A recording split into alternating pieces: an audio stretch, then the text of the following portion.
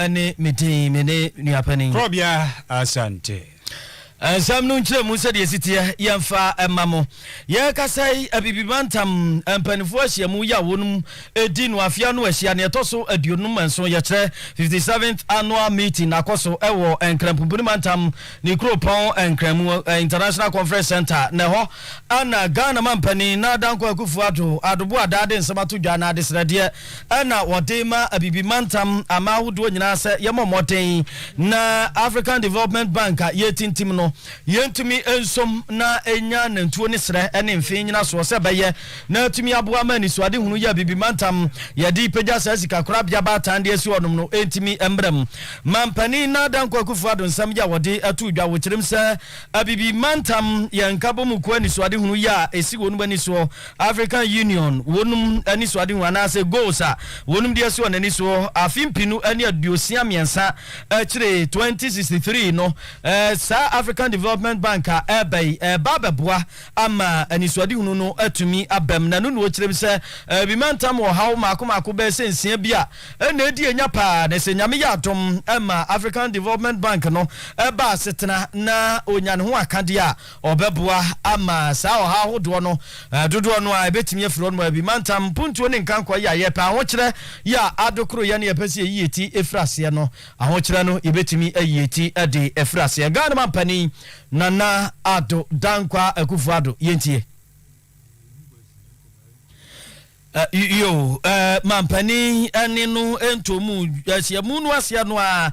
na African Development Bank ye ka ho asemi panipa ya wobeda no Dr. Akinwumi adesina wodensam edi tudwa na wakyerɛ mu sɛ enei wonum so ani abrepa so wonum ba bebo dwumaso na wonum atimi aboa na wonum anamom kurabata ya wonum frɛ no African Development Fund eso aba bebo foto botene bi ede ato wonum a wonum de ba beta abibimantam akyiri pa na afi o ha hodo ya ye na musikasam yatimi ede ayi ano na afi atimi aboa ama awrehemu aba na abimantam nkanko ni yedi ayepe no yensa timi aka yenhwe sense. There are millions of Africans who we serve every day who are not here, yet we must see them, yet we must hear their voices, yet we must feel their needs in all that we do, for we do not represent ourselves, we represent them.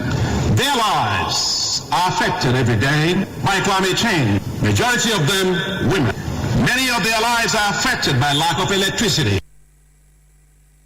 Yo, enti African Development Bank no pani ya wotima no Dr. Akinwumi adesina ana yate nenka ya nensam kakra eno no yenko yanim yaba na mampani de no atomu a na yete amamo sede odi tudwa e wa Accra International Conference Center onom. On ba no po 7 FM sunu kase abo no eguso ayede mamo na se medwafo ekọ amjim na wonum asaba ya wafiti asetena se ene nkomodo do no anu otwetwe yie baako ye hu kokko hia so de ya apono so no wadada no eni ejapade ya wo mo so da no wadie se de watintim amara constitution afiape ankora de okurum yenu 1992 die no mu no eho eno no abo agbamba benchi amehene e kire se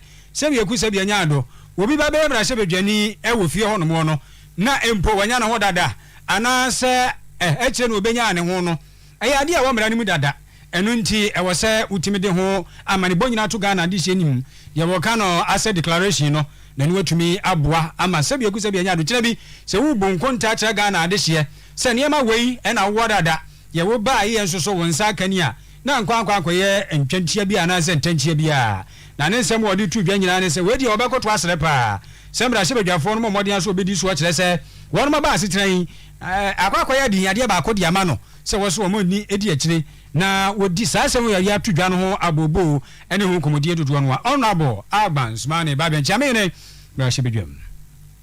to support members to perform their function. This is the program that is being laid out for our attention. Honorable members, to succeed to implement this agenda, Parliament itself must be open, transparent, and accountable to the people. As the saying goes, charity begins at home. As the constitutional and legal head of the institution of Parliament, the spokesperson, the arbitrator, and grantor of its authority, independence and privileges, I pledge to lead this effort by example. I will, together with leadership, initiate discussions with relevant state actors to put in place measures and systems to ensure that all members and staff of Parliament complies with the Declaration of Asset Regulations, tax obligations, and honor on time all outstanding issues of overpayment and underpayment reported on by the Auditor General from 2001 to 2008 and 2009 to 2016. We will ensure that they are all retired and settled by whoever is affected without any further delay. Obani abasman babe na mote no enka no cha mehini ye womra she bedwamu enti kwano mbefa so no mo de omeja pade atu edwa declaration of asset ena mote se wo kan no kire ena wo to aso se na nsensem bia bene na me pa ntitiru se cha mehina bede akire no na ne se wo mo ekọ abato so ofie wa sanse cha mehina bede akire wodi kan betimi abasa wo ye mra she bedwani e wo baabi ntire na bia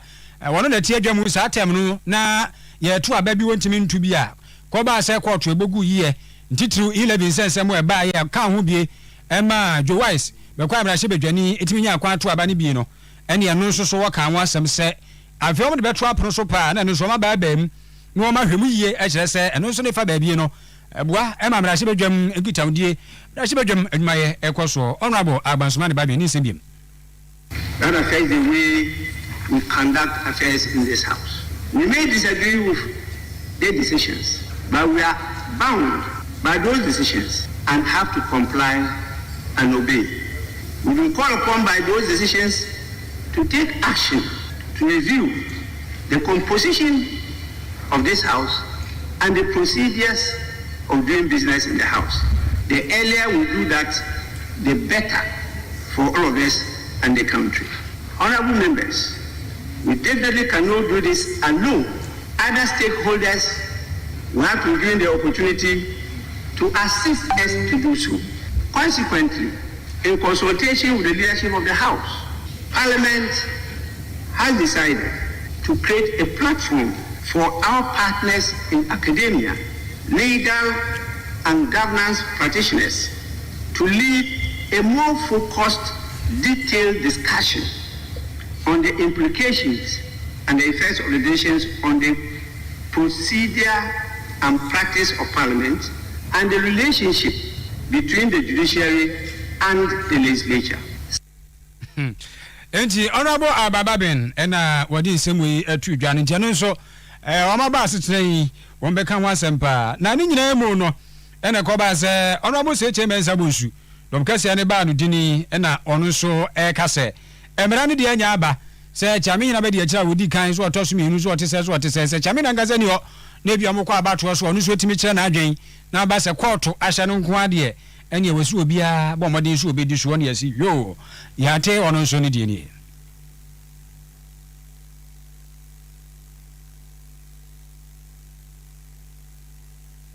honorable seche mensa bonsu ne no ha eno so ayi kakranti eye krado a ya besan abasisi anafe ye de ono so atumoni ma kire se wo se wo mo ntiase no sebe ayo madwen na wo mo so ntiase ne yo madwen related to a platform that we want to create for some academics and civil society operatives to interrogate the rulings from the Supreme Court insofar as they relate to Parliament. Speaker, you said many disagreed with the rulings from the Supreme Court. I dare say that many also agreed with the rulings from the Supreme Court. The Speaker, the platform to interrogate decisions of the Supreme Court at the instance of Parliament with respect to those rulings relating to Parliament gives me a lot of discomfort. Honorable Seche Mensa Bonsu na mote no enka no dom kase ba no diniti omo metiase o madwenko omo metiase nso so o madwenko nti ho komo no wan egusu aye de da so mra se bedwam yakua nim Yo, yaba to asomra se odwafie mu na bema yemfa mampani na adanko akufu ado ne no mra ne na wokasa de kire bi mantama kanifo wonu ma hyemudie yi atoso aduonum son ewo Accra International Conference Center ACFA African Development Bank ho no yentie support for non-IMF program countries to alleviate the debt burden is limited. The initial facility designed to offer risk to economies with elevated debt challenge, the Debt Service Suspension Initiative, DSSR, has expired since December 2021. Beyond the DSSR, the G20 Common Framework is a comprehensive solution to the debt issue. To date, the few countries that took on the associated risk by applying have yet to receive the much-needed relief. We look forward to how the Resilience and Sustainability Trust, RST, which requires that countries be in an IMF program, will effectively serve the needs of our country. In these trying times, the IMF $650 billion special drawing rights, approved in August 2021, was meant to be of significant relief. However, based on the allocation principle, economies on this continent, some 33 billion United States dollars, about 5%. Moreover, the promise to reallocate some 100 billion United States dollars of the SDR allocations to our economy, which was agreed to at the Paris Summit in 2019, has so far yielded about 36 billion United States dollars in pledges as of April 2022. The strategic decision to make the AFDB the delivery vehicle for these SDRs must be pursued and achieved. Yo, Ghana mampani na adodanko akufu ado ene Accra International Conference Center shemudie batan ye ekoso ne odi dwa ana ye dibi amamo no na yento aso afei yensan enkomra hyebedwafiem sade ye kro bia de ye ko ye no a mrase odwafiem wonum ewo atene abedwaku ya wodoka sem ye fronum privileges committee kokoba se nei se mrase odwafiem obi ankora ne ho yie ana se obi eka asem bia enikwa so ka odasu ban boni bia de obu mraso ne hyehya ene ye ho ene ye de ne koko gina na wayi nsem ano de akere Brasio de film sabadwaku no na fei ndase ya adwuma na asomdua bantiase anya adwuma asotwe esefata sa nipa kro so emrasio dwani so ye hwan na ye de amano na sabadwaku no wonum baba ko a wodi ntimai wo so pa de ma titiru donkuma no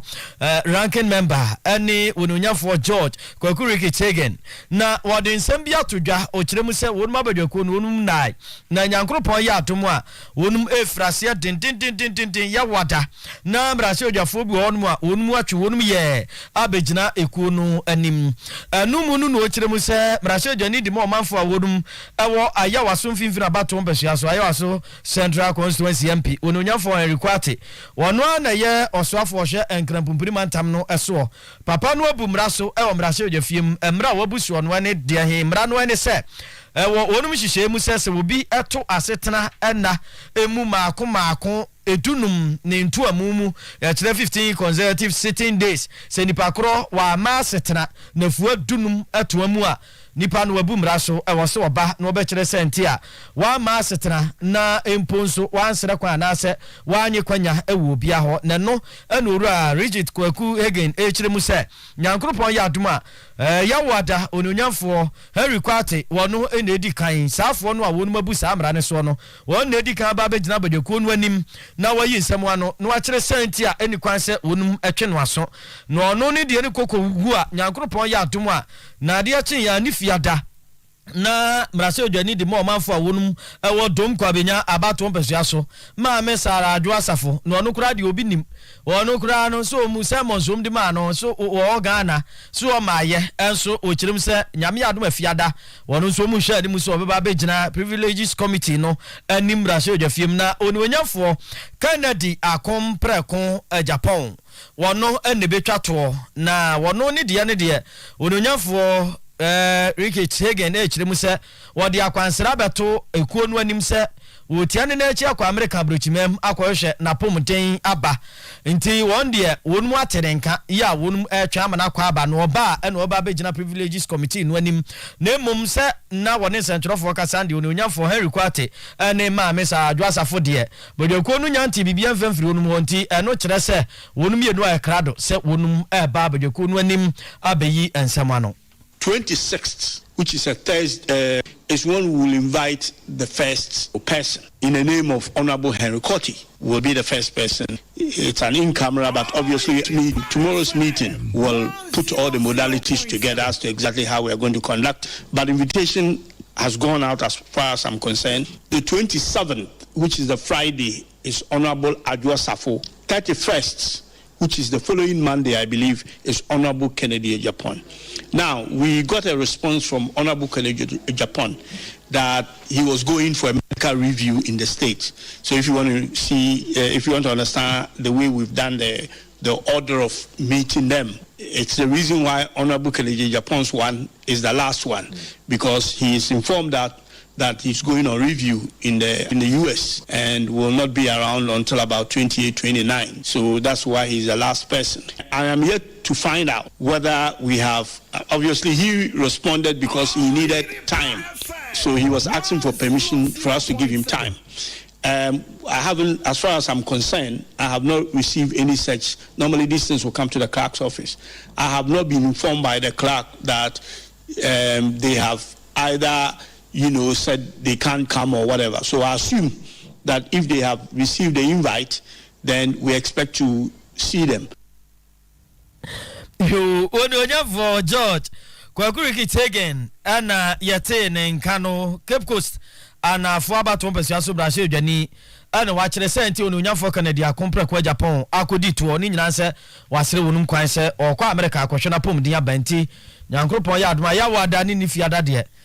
Say Ghana for any Bewa Privileges Committee Hopper. And I said, one year, that's what I said, the Eddie Canada to me that I said, Comedian Dawson,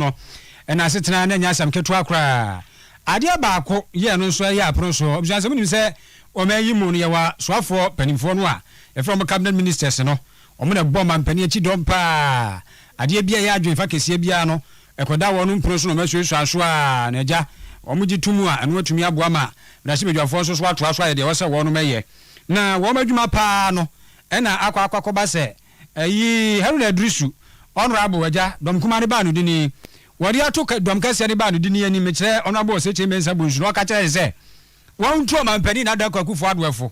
na animu ya sa cabinet ministers no wonya sisemu reshuffle mra na wo moden a nyi bi mfiri ofa bi hyehyem woni e so yi wom kra die no wonyi wonu madi na Haruna Drisu ni nyina so nyina ne se wo man ejina faako o man ya de se ko nanim na yemfa nhye obi asa sa cabinet ministers no ene ye de be hye wonum na hu ni se enema enkwasu yene na arudan kwakufu ado ye reshuffle ebe ye yiye pa aboa mo man se de ejina ba bi ejina no anu atun so kakra anya bia na chete na nte kra no a ebe ye yiye se mpokro enwa ye be fa ne sa na minority leader honorable Haruna Drisu bra na wo ka kire se chemesa bosusu ontuma panifo no se no ka fa ye to the major floods in Accra. Few years ago, our colleague Minister Atachi suffered the fate as if you were a non-performing minister when because adequate resources were not made available for you to deal with the imminent threat of flood. You've seen what is happening. I hope that you are not reshuffled for want of lack of adequate support to deliver. And Mr. Speaker, it reminds me, the leader of government business must remind the President Nana Addo Dankwa, that for the first time, he should show wit and will. He should reshuffle his cabinet, add new impetus to government, and let this country move. What he is the boss. Mr. Speaker, this is a welcome remark. So, colleagues, welcome back to this session of the 42nd sitting of the first meeting of Parliament. Openi Haruna Drisu na chasa wo kan di free baby anhua yiri sese nkranya sam ketu na STC so antumi ama akafra wate ruo no mu ane ne ma aka ho no ti wona no wo keka di free a ane so de ba be wura etu mampanifo na cabinet ministers no wonya sachire mu na anso a wosan ye ntempa kofa asem ba betu ma kire se asem bi edaga na ha obi aka nwas maka achimota kwaye no achimota forest HS enya ne nte se empanimfo bi atototo nsase no ya America se kura no se John ya wanya ne ba bi kro ona yie so ombre bi atwam no forestry commission ne nyankropon to ne nsafre no no ne will bi apia bonten se watototo nsase ne bi kura ya will bi atoso amankofo so ahunu ne no na Haruna HSS sapa na tie dia se bi kusa bi anya do me yetimi mra wom wontimi nto oman no japade saa na won fanya wankasa wo de anti wakeka brofo bo say how what who dare you know how dare you know ke kan nyina wumbi na yenti no and politicians grabbing lands in the name of the republic. Mr. Speaker, without any hesitation, this must be treated as an urgent matter. The president should open a public inquiry into the declassification of Achimota lands and let the public know who got what, for what, and how much. We need to appreciate that even the reliance on an executive instrument 144, the Forest Act of 1927, that's an outdated law. Let me remind the president and the leadership that he should go and look at the Land Use and Special Planning Act of 2016, Act 926. Rezoning and reclassification, the mandate was not given to the president, Mr. Speaker, so we would need to welcome ourselves back dealing with this issue. So, Mr. Speaker, we are back. We will support you to deepen accountability and transparency, even as we struggle for financial resources with the clerk. I hear Parliament itself is suffering from some 30% or 50% cuts, and then releases have not been done. Leader, you are smiling. Welcome back. Welcome back. Your flight only threatened you managed to survive. So, Mr. Speaker, is to welcome our colleagues back and wish everybody well. I know that they have started in earnest some party elections. Very soon we will follow suit. We wish them well. Anti Haruna Drusu no and our Kase mo modern anti commission ba tan bia e be yes asem we mu hwehwemu pa sa Achimota forest de e be ba se amayefo ni bia toto wo mo chefa wo mu na wo pani se adwo akura nya ne ba bi kuro ne dia ba be piem wo aye we dia atoso dia che nkofo so wo nu na asase no anu wo kire se honorable se che mensa bonsu entu mampanifo no nya reshuffle cabinet ministers nim o mampani nya sisemu no e hwa na majority leaders we sorry e and was na u peja me na akotu ni patenten ko ho se bi ekusa bi anya ado ye ne efie ha ye wei ye me ahye bedwuma kunwa executives no so ho so wo nu ye o mampani ono no so ne nkofo na ene ye o plasma ka kire nyankopon aka kire mframa ka kire obi o ye adwuma o mampani atena ye na me a wo ka kire me firim na ahye bedwuma yi ono be da ye fria no mo akwa kotu o mampani fo ntie ne wono abu se cheme sabo nsusu yin na no sei. But to begin with, Speaker, let me plead with the minority leader that these are early days yet, and he should not lead me into temptation. I do hope that we have had sufficient recovery during the recess to enable us to transact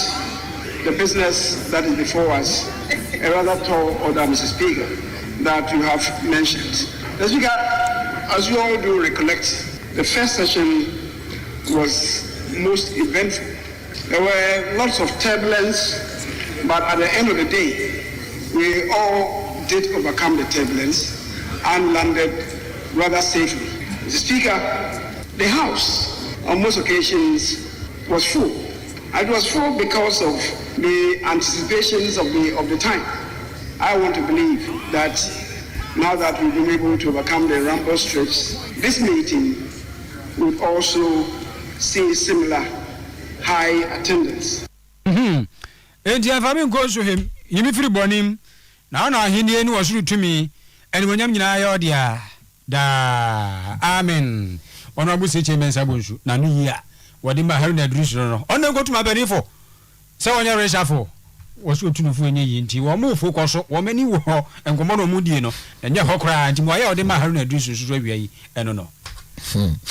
na san social no awo no nyamfo ose chemen sabonsu sira se eja haru fa ne nkonkotum ni ade no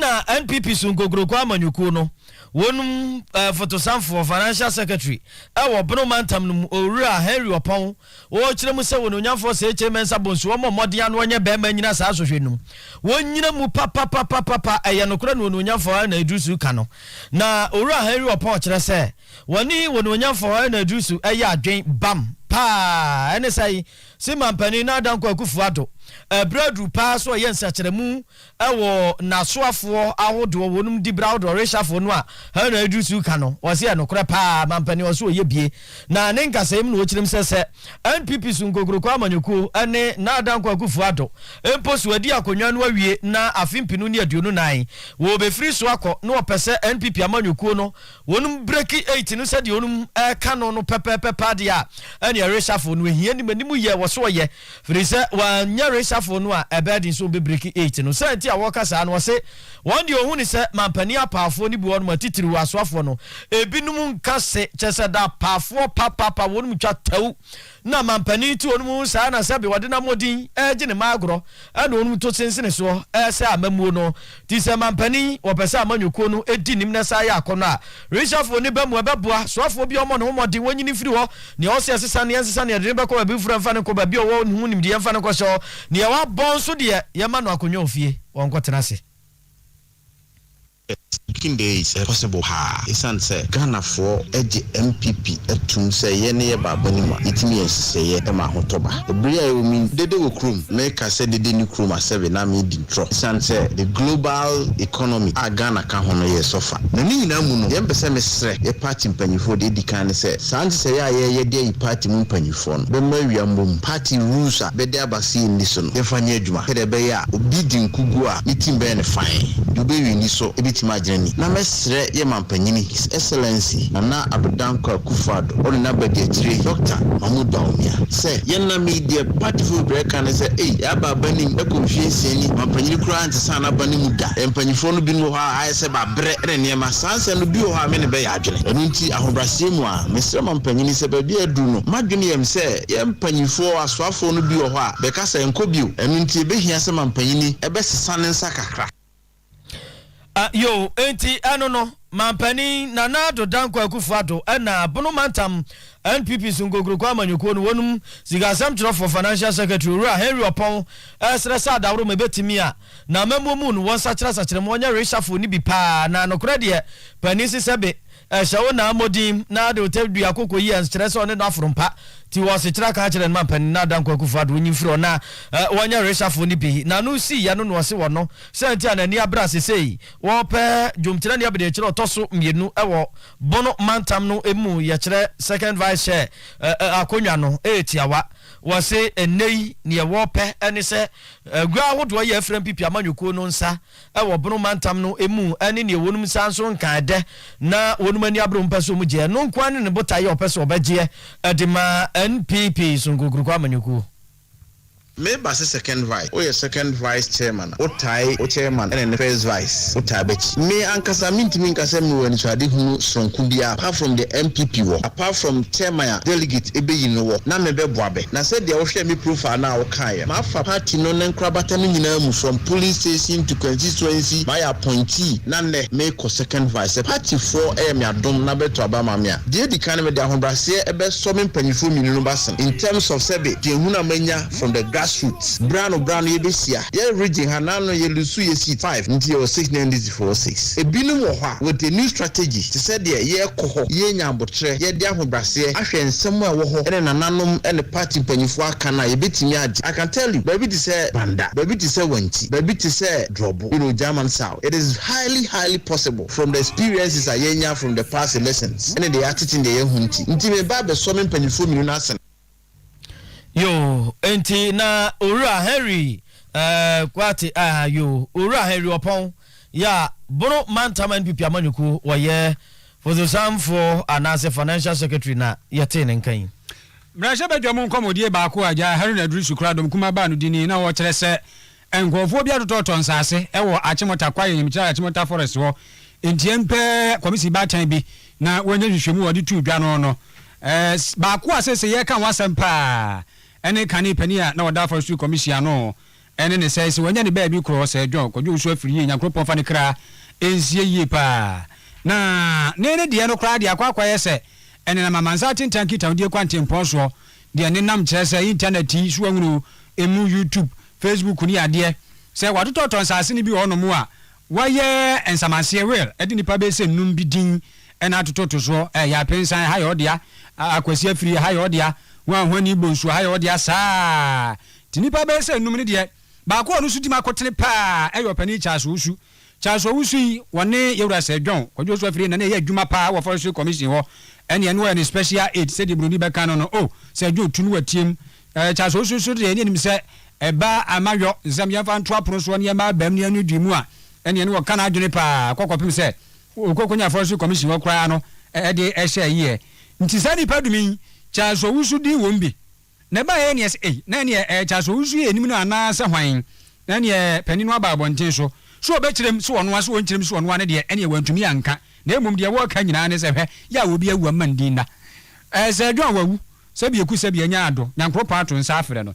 tiache na mokeka kanse bi egu papa sa manimu ase saa so hunu de wo so nim kata ato no aba beyi na ho ano chaso so se ne wura ho papa no awu mandi na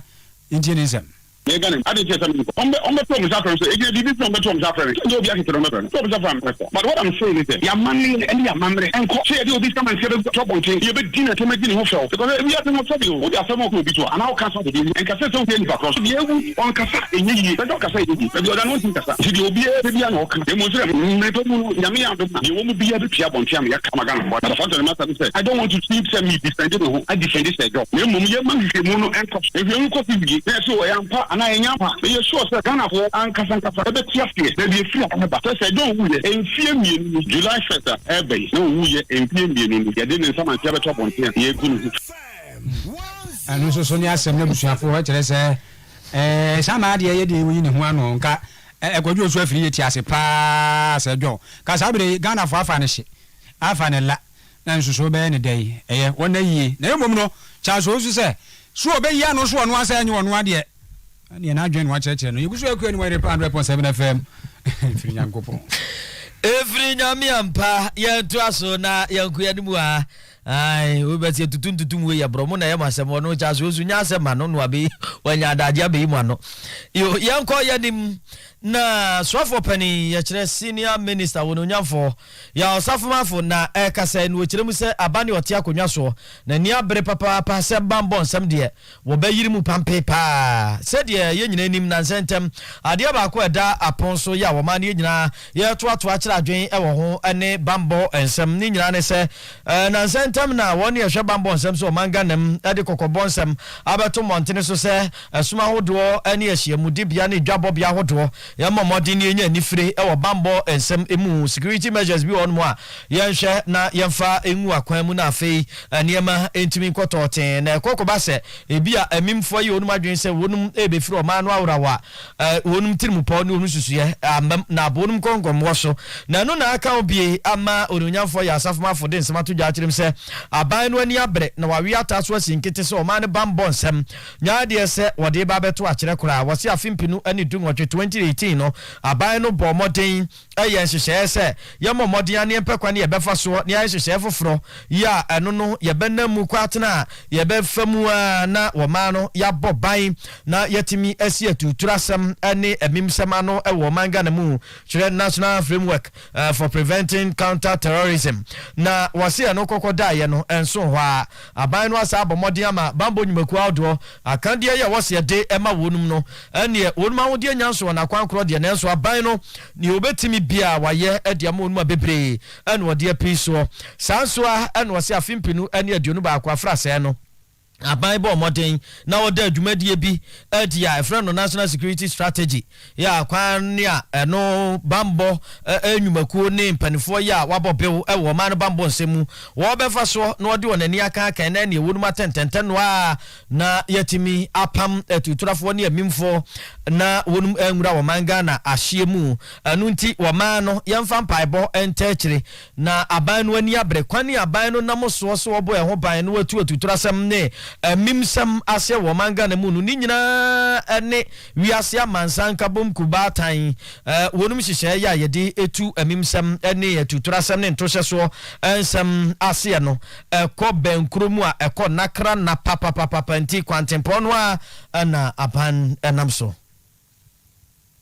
the start of this year, government committed increasing security sector expenditure as a percentage of GDP towards resourcing pooling state security intelligence agencies to enhance their capacities in combating terrorism and other security threats. Thankfully, the retooling of the state security and intelligence agencies is underway and has yielded some results. Additionally, government in 2018 authorized and supported the development of the national framework for preventing, countering terrorism to guide national plans as actions to prevent, preempt, and respond effectively to threats of terrorism and violent extremism. Again, in June 2021, government authorized and supported the Ministry of National Security to launch the country's final ever national security strategy to provide a coordinated framework of response to internal, external, and as well as emerging security threats that confront it. In this, stating that these two key documents are all consistent with the United Nations Global Counterterrorism Strategy,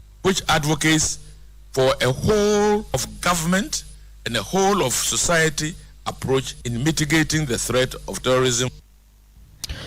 Yo na ononyafo ya osafumafo ano esi ya no na bambo totofo abedi akire Deputy National Security Coordinator Owura Edward Kweku Asumani wonso wode kakra atu edwa na o kire mu se o hwe wo manga na ye ho ani bere papa sebe panise edom ani sade oso ntakrache na wo man no adodode ye nyankropon wode dom ye wode hyira ye ani afei kura so ye dabia ani asundwe ye wo man no mu a na ema ye kokoye ni tusiso kwasi bromba ka se target adema atuturafo ne amimfo ya wondi arukasam enti anenei ho ahia sa aban no wogire nani na bambonsam opejamu pa.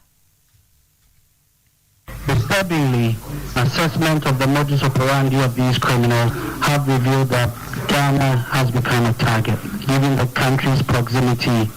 to the sea and its abundant natural resource. This has served as a pull factor. Indeed, this development could not have come at a more unfortunate time, where the relationship between governments and the governed is increasingly becoming strained across the world. Also, with the advent of social media and its attendant risk of misinformation, we are beginning to question the very values that hold society together: citizenship, statehood, patriotism, and the very democracy that we practice. Lost on us that this atmosphere of cynicism and apathy gives room for radicalization of persons and encourages them to take arms against the very communities that they live in and work havoc on society. However, in the face of terrorism, which has the potential to erase all the gains we have made as a country, it holds us to unite and defend our beloved country. Na Deputy National Security Coordinator mamuni nyina bambo antotoye pani totofo abedi akire Owura Edward Kweku Asumani ana yateneni na bambo ya yegusu aye kan wansemi msuafo de akohonya we nyina emu no ene se sei atutradom terrorists edwomani akire wo mayi mu eno na kokoba se eni obia momodin kwan ne befa so na ye bebu aba no na afi atu saade no so esa na obia kwan kwose baabi eni nsemone ene ne se nkutawdie ekoso no an wosoafo a wo hwe nkomoboso wo mayi mu ono bokodwo pon kroma ebe omodin de ato nsentwerefo enim na we no eye niema bi a woda na wadie eye ntete a wode ba be ma wo manfo mekire wo manfo tete wo mayi mu se wo bete sebe niema bi ase na wo hunu nipa boni a wayi mpanimfo asutire we National Security Citizen Education a centre da so no kura titiri wo mekire se wo hu bibi aka bibi see something say something eno no eye nto abo campaign a ene ye wo mo ba ba dendenden no ene wo da na die nei kwadwo ponkroma e de atu dwase nkuranya gopo no mni e wo se wo mayi mu ayeden na nso e de ehia sa ne ayede fata ye mo modin a se tutura do mo do mani akire wo mayi mu a ena aka wo mo madi sa adwumadie no ye be me ani akọ na akire aba be pe kon be fa so asesika ni obi otom se adwuma na eni ho se de be na eni ho a aba ne be bo no homoden e wo sa afani me no akire nso ena nsantwerefo agya wono nsantwerefo bi penti wotu ya soso ya fo kire se obi wono ma se de odi amane bokora ba beto abonten no e di so ni apopo fear and panic ena eba beja enkofo so nti wɔsɛ amanebɔ biara so a ɛbɛba bɔnten afa sɛ tutura dɔm yi ho no sɛ ntwerɛfoɔ titiri ho kwan yɛbɛfa so a yɛbɛka no de afrɛ kwadwo pɔnkoma. There's a global economic crisis. This crisis hitting many nations is hitting us too. And in the very near future, we'll have to have a deeper conversation to mobilize all of our people, farmers, industrialists, etc., to respond appropriately so that the increasing cost of living worldwide, which is affecting us here, can also be mitigated back home. But this morning, our focus is on the terrorism threat that we feel. Get our people to understand the nature of the threat, get our people to understand their role in helping to assist our security and intelligence agencies to respond appropriately. If we will get our people to understand, it will take you, my colleagues in the media, to help us do a deep, professional, sustained exercise of public education. So for your share, Amanabo so maimu, Kojo Ponkroma, Ninsema, what did you send for him and for you know? Yaksene ba senta nupano ya no anya bi na wabobo so wonum yakse mesha no unya bi abobo sa no wanum ato ya ntimi ne die obi wonum a wayebo ho se kontomre ya kaja na se mpampa bia ya tede ata aba so se peche bomodene num yaksene ba mesha ube gina ho so pa benya hoden yaksene natural capsules ne pa cha bomodene num bi ne waye mre wompam so yo ba ba ma wadro ne yaksene natural capsules unya bi num a wa ube si ubobia mu pa sa na yaksene cool capsules so etu koko asemu akoko afifiri mu ani ase ne mubumu ne ba bia koko tua bia no yaksen cool capsules ne bi ebeko ama ho ato nam se ade awodo nso se tu ase apidanka ba ko na ka ba Dani Herbal Misty Herbal Fred Men's Herbal PFA Pharmacy tafo Promise Herbal we FM dey ase abenya bia to 0244 723541 0244 72 35 41 ofra ubenya yaksen nupano ebi ato na wanum okay yo ene na yemfa kanchi yase ka chako toothpaste no ebo ha ye pa cha onya ka chako toothpaste no na beboa ama ose no aye fita carbonic halitosis ebe free wanum betima ka asumsem sa na be ma sen no anya hoden betimi awe na ma bruno mpemu afai ha na wo fidi pa ka chako toothpaste no any aposia obi age atom odi chusia de papa na woni nu ewom so ye emani padua no ene sen no FDF age atom Sama Company Limited na de abadwaman so 0246 864798 0246 864798 eso ofra benya dosopo na Sama Company so ne sadin eboa wo ba ya mansa no bo wo ba won kwa anye de ebi won ma mekwa twam ngina twam so awuru Sama Company so kran san nim ene ne sadin so kran fa ntwimeko ya me amfa ni apesi anadokuni na ne o ba be no Sama Company ene ne sadin papa akodwa so a na waje wo de edum de pampa so pizza to one wa ni be bia ye tonton sa ne ma no provision stores yi bo 0244 361 919 eno no boss electric asen so adawroma ye nkan e fie ni ha cables da bia de ka kirewo se ya to adepa nipa wo to adepa uni haw da chi bia biem boss ba watete ne ma no so de amawo se tufo metu bi nkoton he ni nyina wo ho eda fom se kama flexible terms no ene ye de ma wo so ate ase nkonkuja wa suru bia boss ba de wonsisada etina nyakopo ya aduma bra be hese ese hwan kan ya foforo ho ye de ne ma foforo aba edun boss ba burden heya sanso so na Kase3 building ye Republic Bank ni di hwani mu pizza so de anti attack for them ye bo 0541125339 0322030838 boss ba ni wojina brane yankwai na NPP sungogro kwa manyuku no wonum babako na wo sabre kura ye soafo abede akira wo hye aseye hye potem amamu ani kronkuma mu mpuntu ensamso Deputy Minister for Local Government na wona kasai nensam ya wode atodwa wo kirim se NPP sungogro kwa manyuku no nei oyebo no moden ama potem biada wo manganem abai wei ama anye bibia wonum saka puntunuma kuru bia wonbetimi ede abo abai ni din aka asemo wo yamrase odani edema o manfo wonum ewo techima na afo abato mpasua so ewo bonopu mantam num na ne potem wonum na probum eno de smatodwa akirim se anye bibia kura brabomu akadie bi etese nsuo nyinam hoden edwa ene mia wo manfo ba yi ehuyie so ne suku adan akwan apomuden ne niam etete saa ye hia abrabɔ ne asetene mu no aban we bɛbɔ ne homoden ama potamu bia atumi anyabi saa nsɛm nyina wɔde to dwa ebra na abɛfo agyanan bia agya nyankropa ya adom ama wonum atimi awie na wɔdane mu de ama ɔmanfo a wonum ɛwɔ bɔ homoden na brɛkɔ no a wɔsaade aso pimfom ama nsuo dwumadie ne kwasi broni ka no water project ebi akɔso ɛwɔ bia hyɛw ɛwɔ na bato mpasua no emu ni nyina mu no no nso na mo samso bi ya food bridge bia no nso wonum yɛ de ato sutini bi so ɛwɔ di asempa ɛkɔ Goshen nso na ewu mu bia no nso de aso apimfom ama no nso ba bɛkɔso saa na wɔmanfo ya wonum ɛwɔ tunsu ase wonum so nyankropon ɛyɛ adom a wɔne dwumɔfo ɛse wonum adwanan bia ahwɛ siesia ne kama ya ne nyinaa ho dwumadie ɛkɔso dendende hɔ ɛna ɔde saa nsɛm tu dwa se enya resemu ɛwɔ aban we emu so we share grandpa on the balance minya meye MP and the me CCS MP they attach almost every town unya bibia the anation so say ya bi do ha so betime nyankuru ahodo be yedu se kwane a e koko road we shall see fita no so na de ko esobofo wa nkuru ahodo be ni sa kwan ho be nya sa koko road so fa so we ko be bi stress so stress we dey kwa kodu tananafo fanti nkrekro we say nkuru wo ho nyina abana nyina bia wo Fasubia onye friso again si eba be hye hansa ade ekọ aropata wo se include sa kismasu ani team fiko pa aropata be nyina be nya so faso enti bitimi ka say ya impact every village ebi koso a betumi aka say ade ahoto ne koso be bread mamufo na market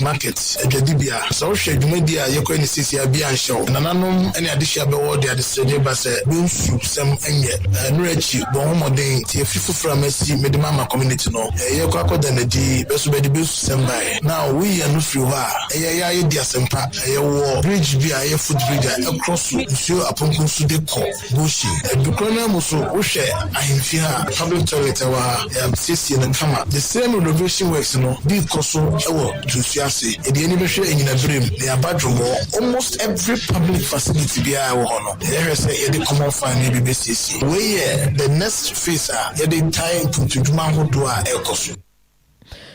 na ononya format na je mensa kosa na no esi ye na na tachi ye boa ya wotoso mienu oye dikro ya wo bianhyew enso wogina omafo no anem na wone ne dom eda ase yentie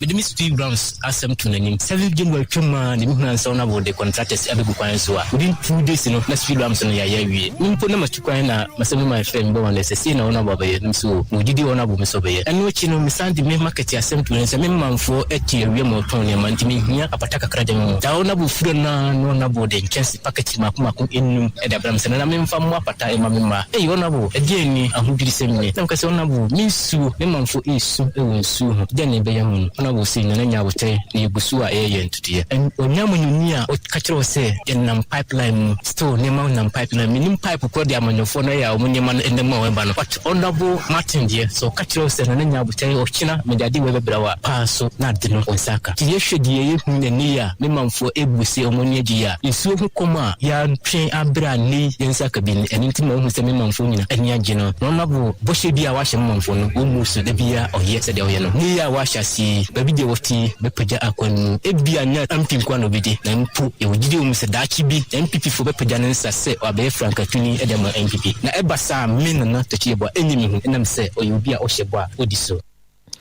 yo dikro ya owo new akrofrom aha ana dabi wei aye odikro ya wo bianhye ya no ewo bono apo ye mantam no emu ana yete ne nka no na tachi ebo otoso mienu anu wache so no nyamfo Matthew mensa kosa de oboa wo hye oba o dada ade nche no odi gina opona no abujafo eno no na etiriama yoko NDC wo mo ahyase atwetweku manidin mekere membership registration exercise ekoso no a na no na mtwetwefo pani yewura Joseph Eduketia General Mosquito edi atudwase empanimfo a ehwama se dwumadi wenu akoso no momodin ase wo munyenyimu bia na wo bia wo mugitumu se wo yeku ba no nko a no wo momodin so metwuru ni din kire se ade bia hia pa emfa wo ne abusua wo firi mu mantemu empo so ye tuntum so ye blue so ye green mmɔmmɔde aso obɛtwiri obiara din na aboa madwumadie no atumi akɔ so ano The Kenny Yaba, the Trouble, Batubia, the Baba, and the Kuyi, and now Enkuyi, and Shisha, Pappen, and the Padua, and the Trouble, and the important determined Abana, Ababa, why, and a person to and now why the mental say, Lina, I sent to be the Edmond dance, and intimate one could not. You can't if you have Nema Osha apati bia Nema Womujidi NDC party Jina Etia Democracy Mujidi Ewa Manyotemile Nadia Ebi Kanya Etia Democracy Etri Koko Eni Nikayi Wei Kintumbe Koko Yamasa Wei Nekasa Oka Wei Kamese Eto Kame Eto Kabona Ina Nosoba NDC NDC Bishop Bia Wabisa Tabalin and the Pecho the want to number I'm away in the one to that be a mechanic I can push in Takra you want to the basics of your beliefs into Missy young aha enti wa Penino Johnson say do katia the mosquito was here asem no kan say an woni agro na ni bidi abedi na nansan kura no ai amasama ba to apeso aso dwamtani ma wonum ku NDC no onya ntie se chama hye kire enkofo bi ase so won peso be twiro mu dio senso so be penam ye twiro mu dio ayesi wantan was krache pe bi kura tran do atwe wa sensen se bi egusa bi anya ado tiatia na nso so a eno je se fa akase be hunihuna no ndi watwe krache no kura sensen ya eno so nkomubo ni Mr. Big Right, we be taking that essence, your system, a campaign to the vote. I took my September constituency chairman back on crime.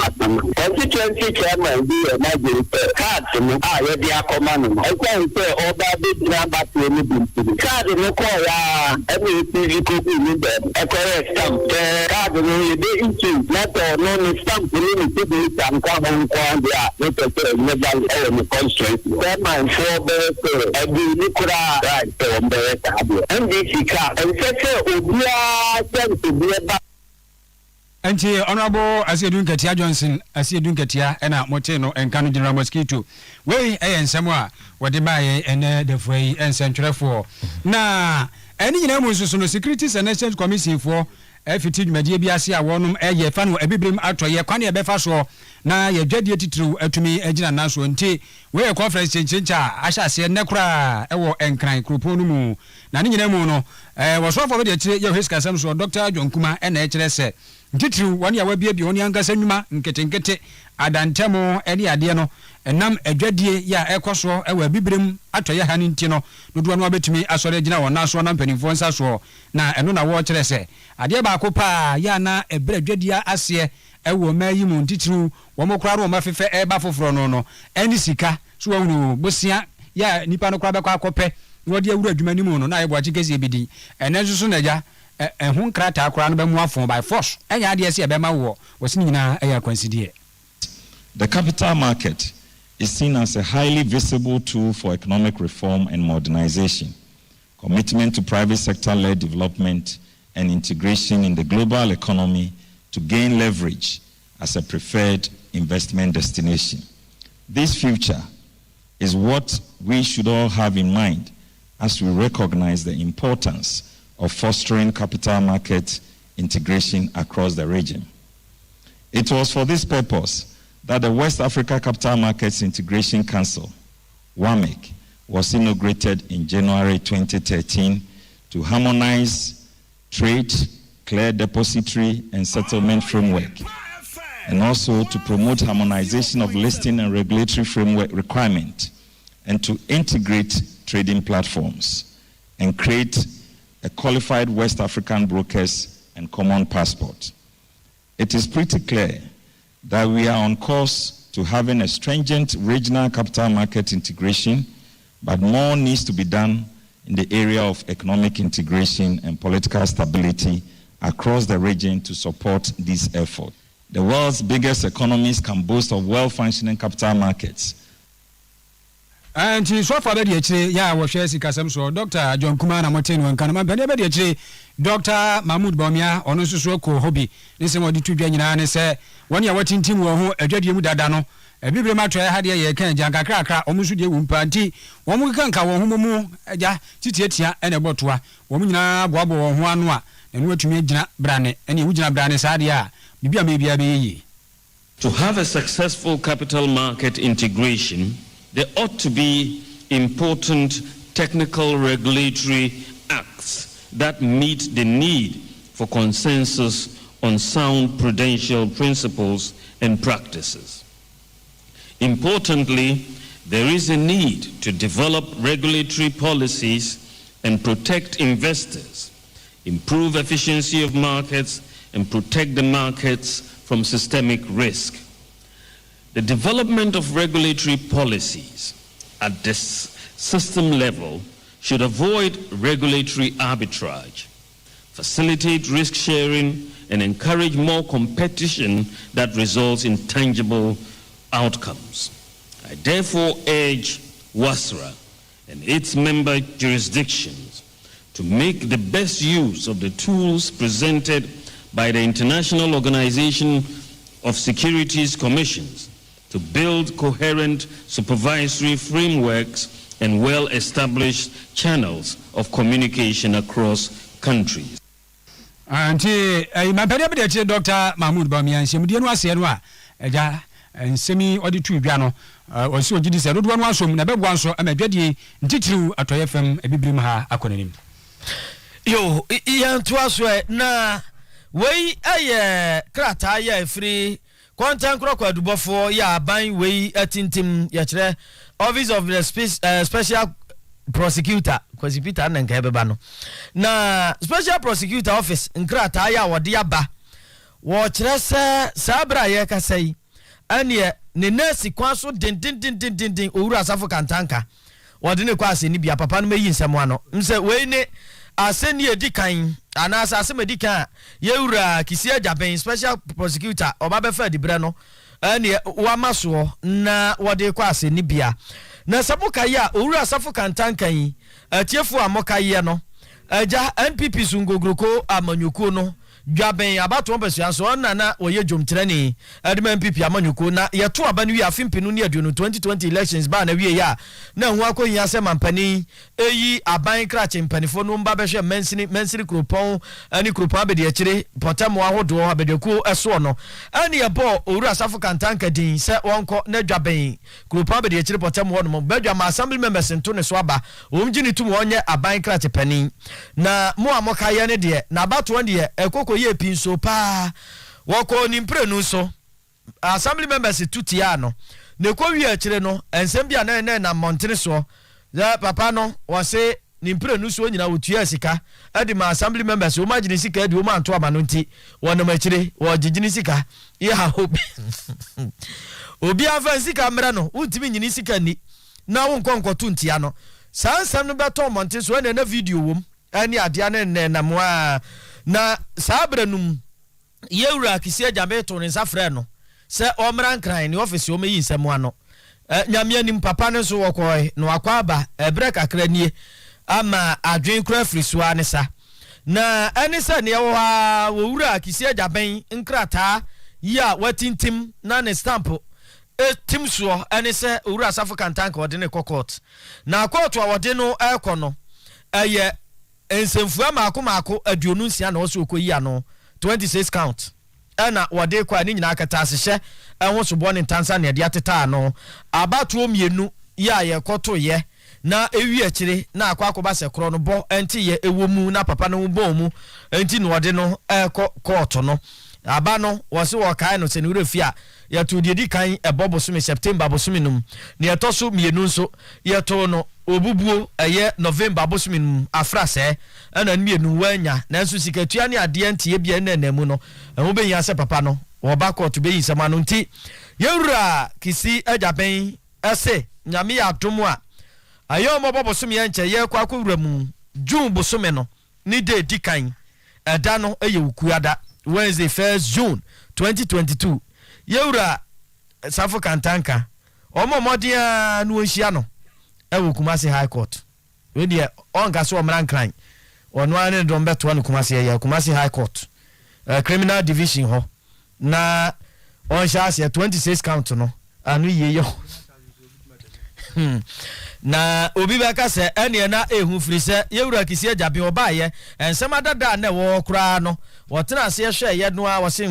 ebi wo ho no adanse wom na eho bo ha o man ni di akira a ye bebo ka ye bedi ntwo di wa boni nyina to agu wei ani asemedi kan a wono ankasa na aye ho hwehwemu wono na breso no wono na asom apeja so ode kokoto nti ene bi ka se ne akoba se ne adanse wom no bi emu oduro nti yewura asafo kantanka wonyina yo na nkrofo se o ada se asem de mfato so de ho kwa no akoyu hu ano odi kan koto ana na odi be di kan koto ani be na kisi ajaben on so anya na adwesu obehia asafo kantanka o koto na eja oh the ne letter what dia ban nti Office of the Special Prosecutor boss wa kama awusiafo ye ne brase dia ne chese edisi ansa nti samu egwabo no de brem nyina no nso na nyabo no nso abo nti ye sore na empani abetena se na de akabia no omode aba nti advance anka fidie no kura sante so aba ne bedwafo ni nyina nti ye fase na makoria na ese mu sanso so na Rebecca Priscilla na Jimmy Carter omnyina boy na chi edoma goso shiraba enne na apepra mnyina boy chi pampe mwage nkafo eye krobia asante menua social distancing ambassador fata Frimpong yadamasi ama munity ye dabasem kuma biaba na enenso eye tuga akonta so on ma be pizza o kontu akapro ba no akacha mse memre nusru so ba ya bibia kwa afa mehuna no mpo no atibi obi adi wakoko omutiwa yo omani mpopro no aso munya hwe no omni maami akoso yenhira ye mu humbi mo yo mu humbi edamu asenti tugas I am happy birthday afen cheba and so yeah offense apia so birthday okay Fox FM offense apia offense yeah my happy birthday happy birthday yamba so pre kun yanzo ada ne yamba so pre kun be ma we na watweda asuna busu apani kwabana asafo atunsu no wo sanso na opani kwadwo usu afiriye we ye kokufa ma na cheso do kokufu katape tepa eno no so wo eja